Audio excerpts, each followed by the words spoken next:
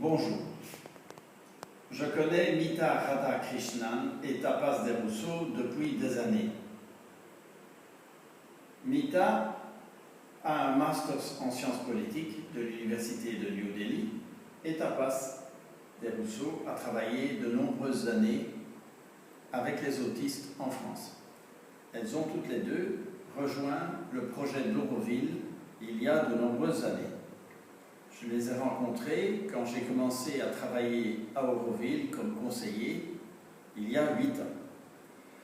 Ce qui est étonnant, c'est que ces deux dames ont connu Monsieur Tomatis avant qu'il ne meure et ont pu, avec lui, approfondir de nombreux aspects de cette méthode très innovante qui soigne les dysfonctionnements de l'oreille, mais bien plus. Nous en dirons quelques mots.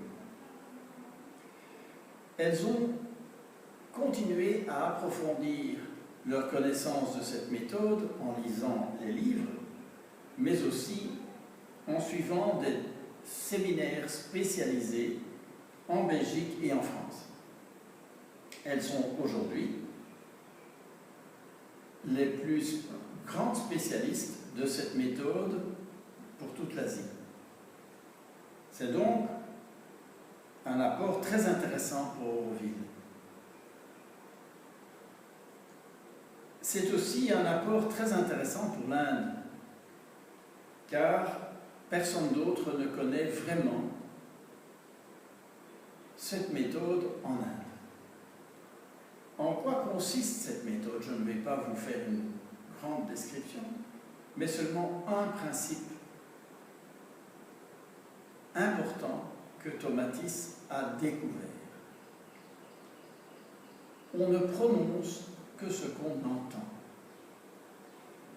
Ça a l'air tout simple, mais ça veut dire que si on n'entend pas les sons d'une langue, il est impossible de prononcer cette langue. Voilà le cœur de la méthode de Tomatis pour l'apprentissage des langues. Avant de s'acharner à faire prononcer le français ou l'italien ou l'anglais par des élèves, il faut s'assurer qu'ils ont entendu les sons nouveaux. Tant que le cerveau n'a pas entendu, il ne peut pas reproduire. C'est tout simple, mais c'est fondamental. Et 99% des écoles de langue n'ont pas compris ce problème, ce principe fondamental. En cela, ils sont donc, dans toute l'Inde, elles sont donc extrêmement innovantes. Le gouvernement de l'Inde ne l'a pas encore tout à fait compris, mais ça pourrait venir. Et elles ont un second vecteur d'innovation, c'est que cette méthode s'applique assez bien à ceux qui ont de graves défauts d'ouïe, mais même aux enfants autistes. Il y a quelque chose qui parvient à communiquer par cette méthode avec l'isolement de l'autiste. Donc on parvient à circonvenir par cette méthode l'isolement de l'autiste et donc à le libérer de son isolement. Le fait donc que ce laboratoire se crée en Inde est un plus pour l'Inde qui, dans ses problèmes de développement énormes, n'a pas encore eu ni l'argent, ni les compétences pour s'occuper sérieusement de l'autisme et des handicaps divers qui surviennent dans l'enfance des Indiens.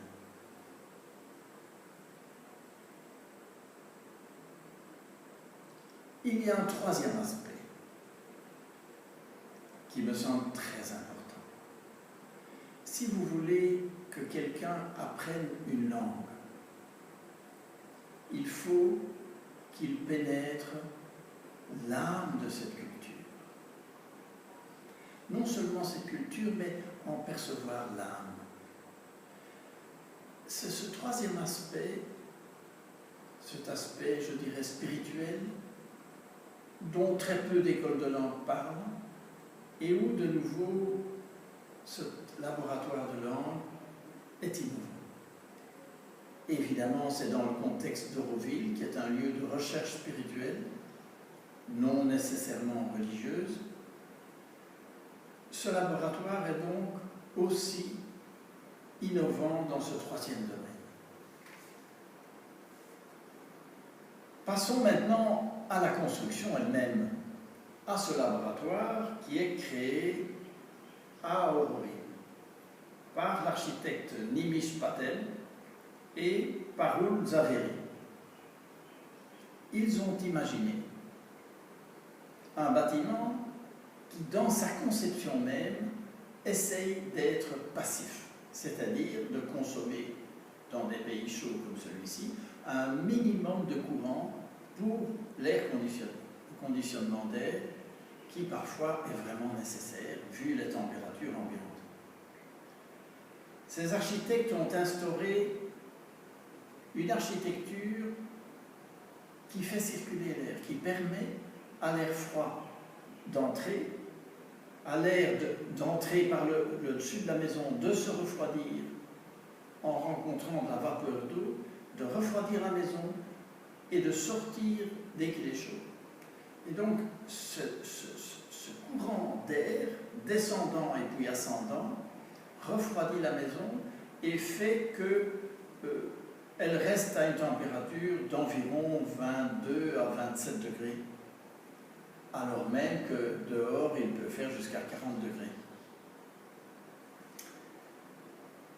Ce bâtiment est aussi construit avec un ciment qui est un ciment qui date de centaines d'années, qui était le ciment qu'on employait dans cette région avant de connaître le ciment d'Aubourg, qui est le ciment classique. One sec.